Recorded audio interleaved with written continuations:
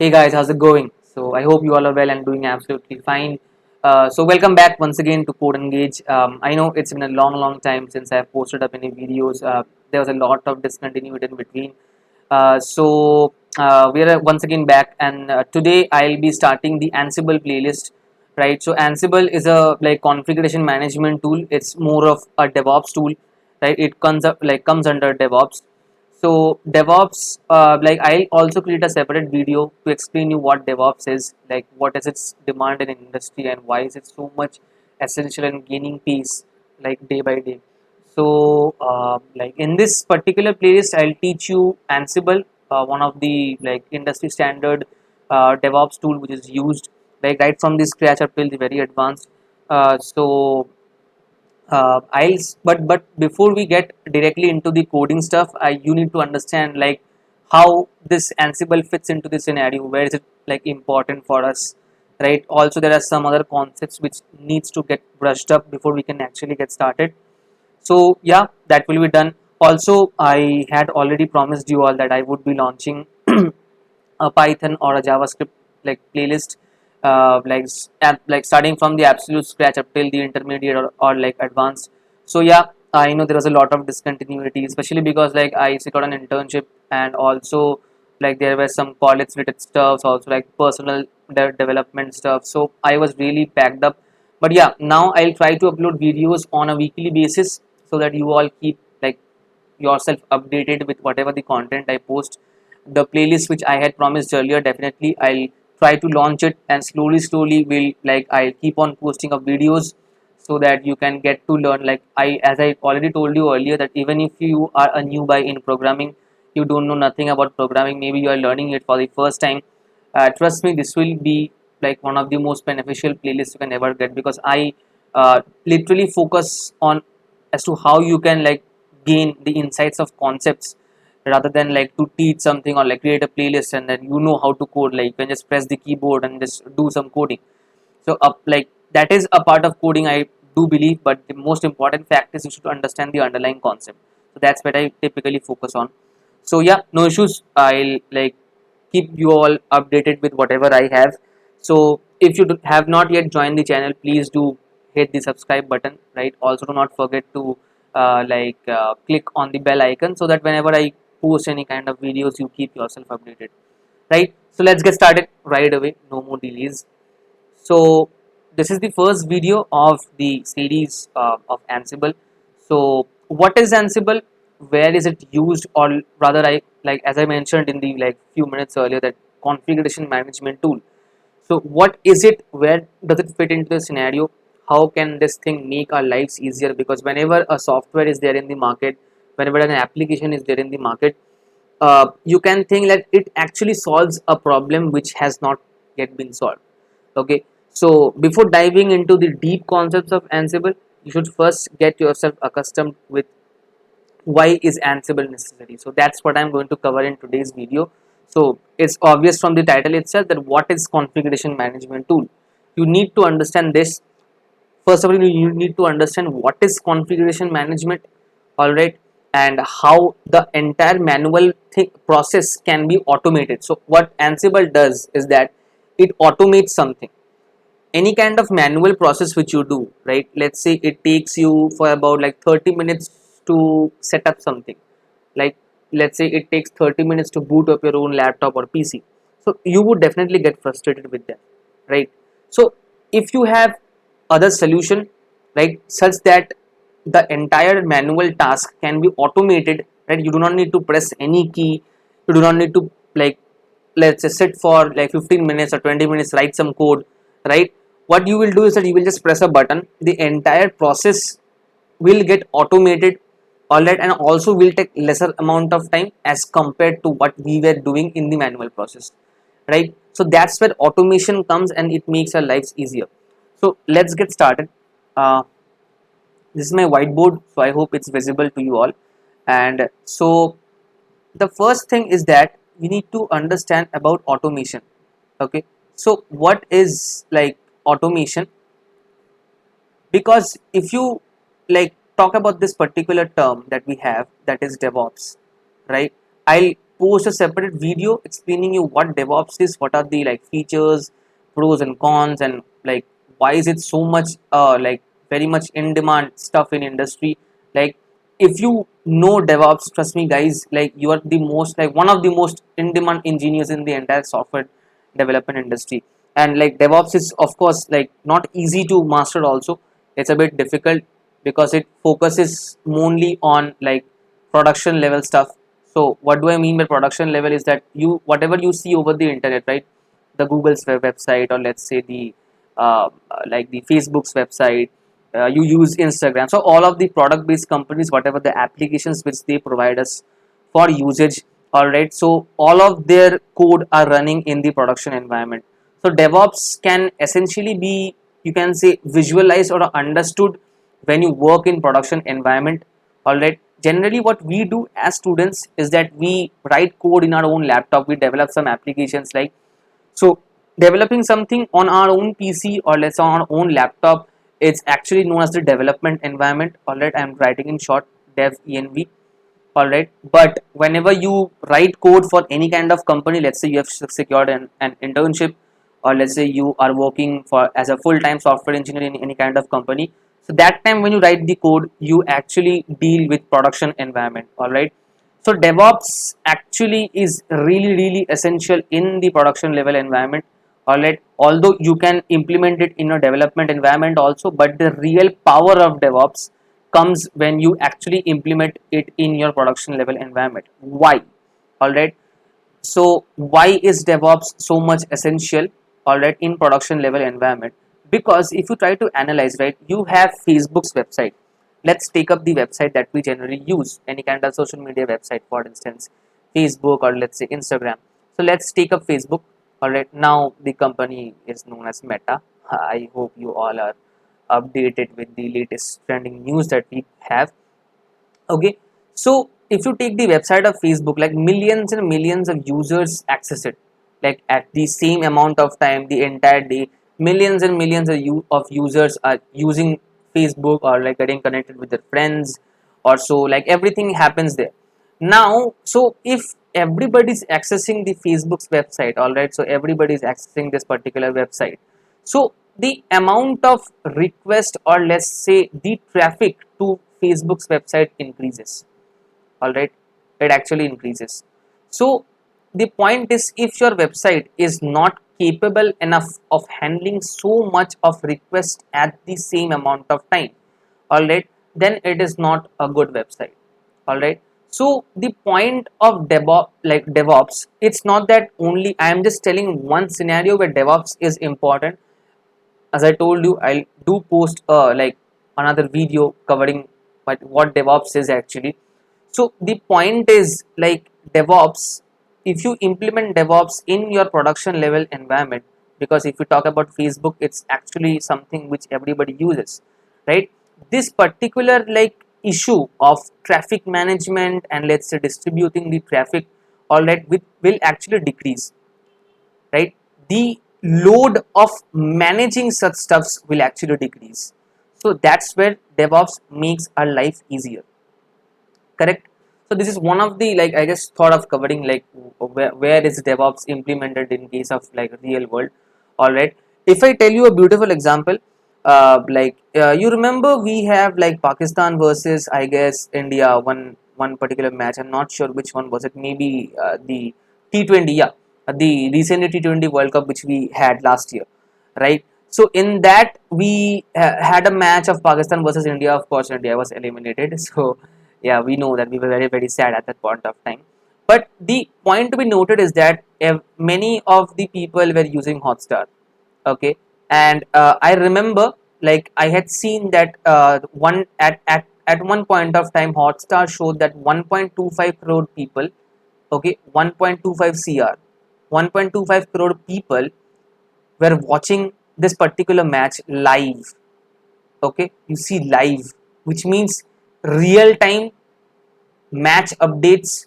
Not only the score but the entire video was provided to 1.25 crore people at the same amount of time, at the same time. Okay, So how is this, like, you see 1.25 crore people were able to see the match absolutely picture perfect and clearly, with good video quality, with no lag time, almost zero lag time. All right, there was no like difference between the live performance and the performance which was streamed over WhatsApp, sorry, the Hotstar. All right, almost zero downtime, you can say. So how is this possible? It's again the magic of DevOps. All right, not all tools were involved, but some of the tools that come under this particular DevOps category were involved in providing this seamless experience. This is one of the real world examples wherein DevOps is very much important. All right, so now let's quickly come to automation. All right, why is automation, like, what is automation? Of course, it is very much evident from this particular term itself. Like, automation means automating something. All right, we have some manual process, all right, which actually takes up, let's say, 25 minutes of time. Okay, now if we automate that particular stuff, all right, what, like, two things are gone if you automate something. One thing is that no human is involved, no manual process is involved, so the manual process is actually gone. Also, this 25 minutes of time which the manual user was taking up to do something, that can effectively be reduced. So these are the 2 points which automation like heavily solves. One, it removes the intervention of human, or like you do not need any human or like human interaction. The manual process is gone. Also, the time which the manual process took to do some particular work, or let's say achieve some particular work, can be reduced. So let's say if this work was taking 25 minutes of time in the manual part, that can be reduced to maybe, let's say, 5 minutes or 5 to like 10 minutes. All right, so that thing can be readily achieved with automation. Okay, so I hope you got to understand where DevOps like plays an important role. Of course, I'll make a separate video, no worries. The main thing is that, like, this particular automation stuff, like, I hope you understand why is automation necessary. So the point is, why is it necessary? Of course, I told you the two problems which automation solves. But why is it necessary? Because it makes our lives easier. If some amount of time takes, like, some amount of work actually takes 10 minutes of time, so it's better, right? Of course, so time is very much crucial. If something takes a very, like, uh, bigger amount of time, so of course, like, the you cannot keep the users waiting. Okay, for instance, let's say if the Facebook website took 10 minutes to load, all right, I'm sure enough that there would be like zero users of like Facebook. Wouldn't you agree? But if, like, Facebook's website, when you hit the enter button, it just loads up within a fraction of a second, like maybe within 1 second, or even like 0.5 seconds, like that. So when we reduce the time of doing something, people actually love that. It's fast, it's like fast and furious, that kind of stuff. So that's where automation is important. Now, since you have understood this, let's go to a new slide, okay, a new whiteboard. Therein, I'll explain you what is configuration management. Okay, so keeping in mind as to what thing the automation solves, all right, let me write it once again. So keeping in mind what automation solves for us, it converts, like, relieves us from the manual process. Okay, also it reduces time. Okay, now what is configuration management? Let me write it. The main agenda of today, before we get deeper into like Ansible, because Ansible is itself a configuration management tool. So it actually automates configuration management. I repeat, Ansible automates configuration management, all right, in a very efficient way. And so the point is, first of all, you should get accustomed or understand what this configuration management is. So I'll address configuration management as CM. So what this thing is, what this particular stuff is. Let's say you have your computer here. Okay, I'm very bad at drawings. Do bear up with me. You have your computer here. Okay, this is a keyboard. Okay, so you have your computer here. Now let's say you want to install some kind of a software here, or let's say you want to perform a series of tasks. All right, let's say task 1 is to, like, make a file. all right, and write some code in it. Okay, task 2 is to install a particular software. Okay, task 3 is to, let's say, move one file from one particular folder to another folder and update that particular file's contents as well. Okay, and let's say 4, you need to add a particular user into your system. So what is this thing meaning is that, let's say, whenever you log into Windows, like you select your profile, then you like place your password, and then you like log in into your system, right? So let's say we want to add one more user who can actually access like this particular laptop whenever he or she wants to log in. So this is also one more task, like I want to add one user to my system, or like, and let's say like this we have 10 different tasks to do. What are all these tasks actually doing? Okay, they are modifying, okay, or configuring your particular laptop to be achieved into some desirable state. All right, modifying or configuring, please pardon me for my handwriting. Okay, it is modifying or configuring this particular laptop environment. Let me change the color. It is modifying or changing, let's say, or configuring this laptop environment, or let's say the laptop's state. Initially, when these tasks were not performed, this particular laptop was like blank. Let's assume this particular laptop was blank. Okay, when these set of tasks, all right, are performed, after that the laptop will go into a different state. All right, so what these tasks are doing is that they are configuring the present environment of the laptop such that a desirable state of the laptop can be achieved. Now you as a developer, or let's say you as a user of this particular laptop, will do all of these processes manually. You know what are the commands, or what, like, or like how you know actually how these all 10 steps can be achieved instantly. All right, so what is the thing that is involved here? You as a human will interact and perform all of these 10 tasks, so there is a manual process. These 10 tasks may require 2 to 3 hours of time. Okay, so these two are the two things which will be involved if a user is accessing this laptop and performing all of these 10 tasks serially. Okay, what is the major in what is the thing which the user will be doing? The user will be configuring the laptop, or let's say configuring this particular environment. Now this two, manual and this time, it is not beneficial because a human has to do it. Now let's say instead of one laptop, I'll present you one scenario. We have 100 different laptops, and all of these 100 different laptops or computers, all right, needs to be in this particular state. Let me highlight it. All these 100 laptops need to be in this particular final state. Okay, and how this final state can be achieved? By performing these set of 10 tasks. If it was only one laptop, it was very much easy. Now there are 100 laptops. Okay, and let's say only one particular user is available at that point of time. There are no 100 users, there are no 10 users, there are no 50 users, only one user is there. It will be a mess up.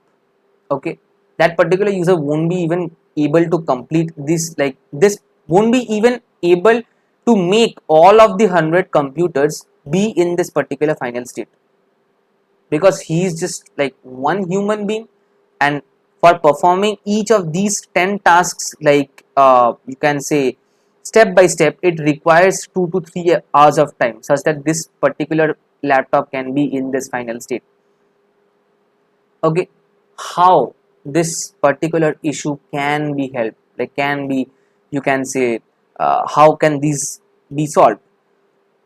For instance, let's say we have a software. Okay, this is a software.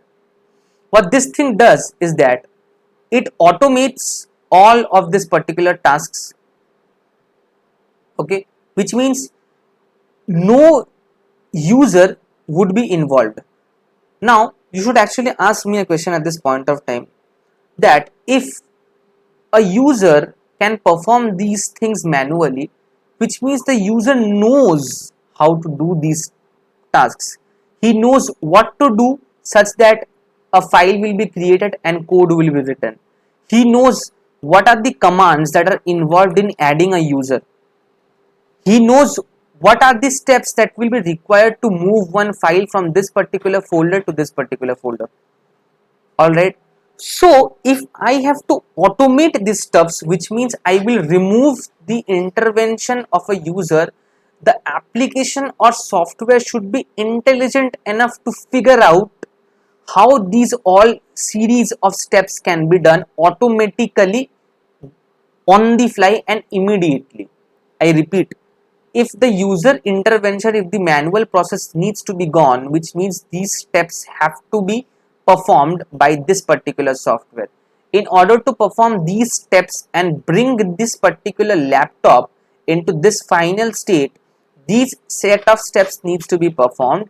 So which means in each of these steps, alright, in each of these steps, whatever the thing that is required to do this particular step should, like, this particular software somehow has to figure out that and do it, because now there will be no human intervention.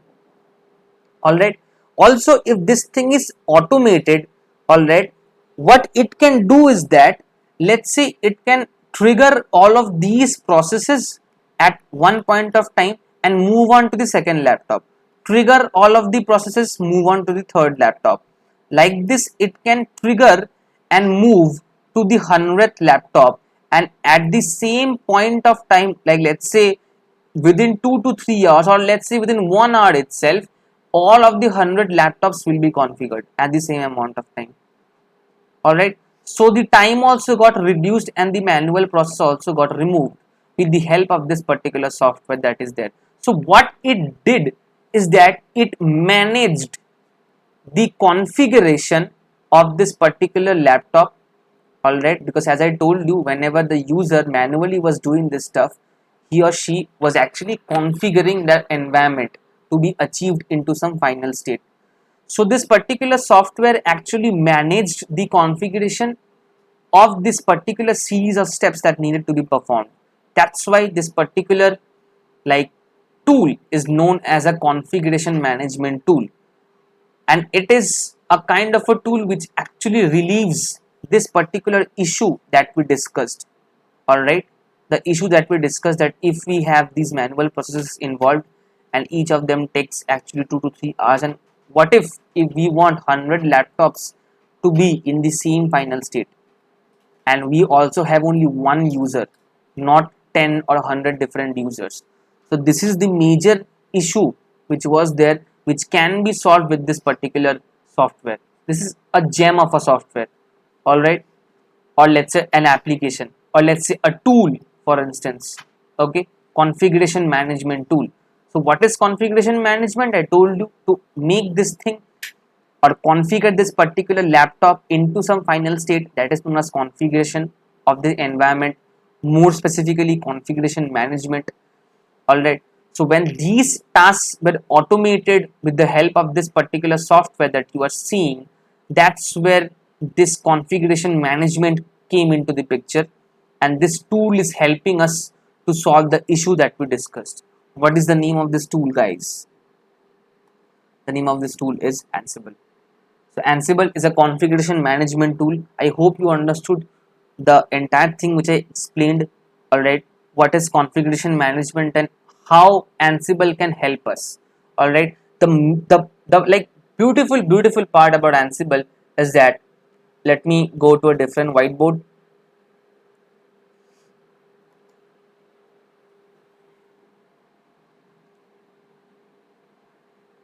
Okay, it's taking some time to load. Yeah, so the beautiful part about Ansible is that, you remember guys, we had these series of steps, right? first step, second step, up till the 10th step. So if the user is not involved, Ansible is intelligent enough, it's so intelligent that it can actually figure out how these series of steps can be done. There, let's say if we take up the second step, this may require, let's say, 100 different commands. Okay, it requires 100 different commands for the user to actually implement and complete the second step. Ansible will be capable enough of figuring out how, what are these 100 each different commands that will be required to achieve this particular second step, because that is what it solves. It solves the involvement of a user. Also, as I told you, it will also reduce the amount of time which a manual work needs, like which was able to achieve. All right, now one more thing is, let's say like your laptop may contain Windows environment, your laptop may contain Linux environment, your laptop may be of Mac OS as well. Okay, different operating systems we have, different operating systems needs or means that different kinds of commands will be there. For instance, in case of Linux, if you are comfortable with Linux, we change the folder or directory with the help of a cd command. In case of Windows, we changed, or let's say, let's not take up the cd because it's both of them are same. In case of Linux, let me change the pen. In case of Linux, to list the contents, all right, that are there inside a particular folder, we use the ls command. In case of Windows, the command is dir. So let's say if I have one particular fourth step which actually needs that list out me the contents that are there inside this particular folder. All right, so Ansible is intelligent enough to figure out what system your particular laptop has, and based upon that, what is the command that will actually help me to achieve this task. What was this task? To list the contents inside this particular folder. So in case if your laptop is of Linux, Ansible will run the ls command on your behalf, which is automatically. All right, but before running the ls command, it has to figure out that this ls command is supported by OS, this particular OS. And what is this? This is actually Linux. If your laptop is of Windows, all right, to achieve this task, Ansible, all right, let's say this is Ansible, won't run the ls command. Why? Because ls command is not supported by Windows operating system. It will figure out and run the dir command so that this particular task can be achieved. That is the power of Ansible. Okay, so I hope you understood what is configuration management, and Ansible is so intelligent that it can actually automate this entire issue that I told you, the entire manual process that we use to configure an environment. It can automate that stuff. All right, or let's say it can manage that stuffs. All right, that is why it is known as a configuration management tool. Okay, so I hope you understand where is Ansible required, why is it so much essential, right? It actually saves up a lot and lot of time. If you need your computer to be in some final desirable state and you have 100 or 1000 different steps involved in that particular process, also it's not the use of only one laptop. If you have 1000 different laptops to be in the same final state, that also can be achieved within a fraction of a second, or let's say within very minimal time, with the help of this super software known as Ansible. So Ansible is a configuration management tool. It's a DevOps tool, of course. All right, it actually is an automation tool. You can call it that also because it automates stuffs. It makes our lives easier. So I hope you got to understand what is configuration management.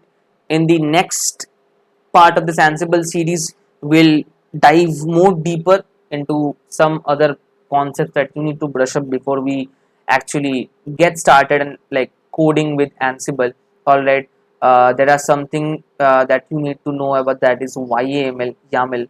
Okay, So Ansible actually uses YAML to do like to achieve this. Actually Ansible uses this particular YML syntax. I will understand that like what are those. We'll get to understand like how this can be achieved, how this, what is this YML. Also there are some other concepts related to Ansible, okay, which is a common software development concept, or you can say normal computer concepts, which you need to get accustomed with before you dive more deeper into this particular super software known as Ansible. Okay, so that's it from my side, guys. This in this particular video. Make sure if you like this video, do share it with your friends and peers. Or don't forget to hit a like button because that's really essential. Okay, and also we'll see you in the next video. I'll keep progressing with the other playlist if possible. All right. So yeah, see you in the next video, guys. Till then, take care. Bye bye, and have a safe and good, fruitful week ahead. Yeah, of course.